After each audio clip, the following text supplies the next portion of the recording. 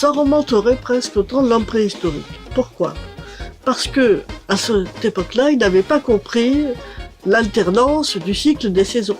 Quand l'hiver arrivait, il n'y avait plus de végétation, ils ne pouvaient plus aller chasser, faire la cueillette, il était très ennuyé, presque anxieux. Alors qu'est-ce qu'il faisait? Il allait voir son chaman, son sorcier, et il lui disait « Fais quelque chose pour que je puisse nourrir ma famille, que le beau temps revienne, etc. » Il entrait en communication avec les esprits souterrains du monde des ténèbres ou des esprits célestes. Donc cette période de carnaval est une période de 40 jours qui commencerait le 6 janvier et qui s'arrêterait au Mardi Gras.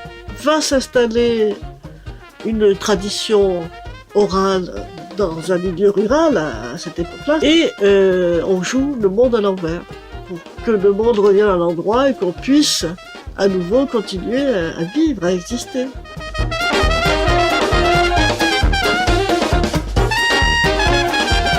On ne maîtrise pas les tsunamis, on ne maîtrise pas la météo, on ne maîtrise pas la mort.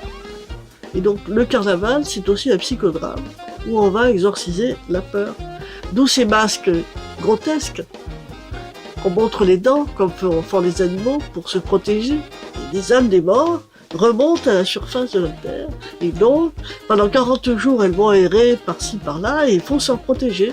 Il faut s'en protéger, il faut protéger les orifices de notre corps pour empêcher les âmes des morts de pénétrer chez les vivants. Donc pour se protéger contre cette éventuelle pénétration du souffle des âmes des morts, eh bien on va protéger la face, on va mettre un masque grotesque, on va protéger les oreilles en faisant une musique des ténèbres, de percussions, un charivari. On va protéger la bouche et le bas du corps en émettant des vents, des P, parce que le P est fondamental dans le carnaval, et d'où l'importance aussi des aliments flatulents.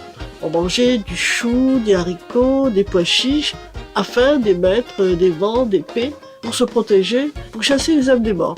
Alors, dès le début, l'Antiquité, tout ça, on va retrouver ces psychodrames dans différentes civilisations, chez les Grecs, chez les Romains. Chez les Grecs, ça va être les fêtes en hommage à Dionysos, Bacchus, fête du vin.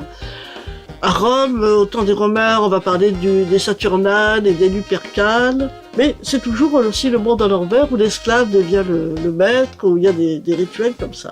Et c'est toujours à la même période de l'année.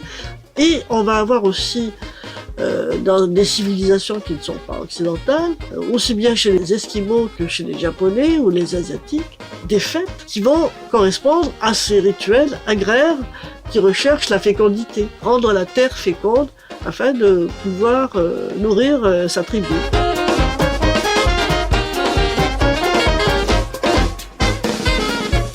Ensuite, on arrive au Moyen-Âge et les villes commencent à se structurer. Et donc là, on va avoir apparaître les premiers carnavals urbains. La première mention d'un carnaval urbain, c'est à Rome, à la fin du XIIe siècle, vers 1160, je ne veux pas. Et là, le carnaval a lieu au pied du palais où réside le pape, et qui donne sur une rue s'appelle le Corso. En Méditerranée, le mot Corso est devenu synonyme d'une parade de carnaval.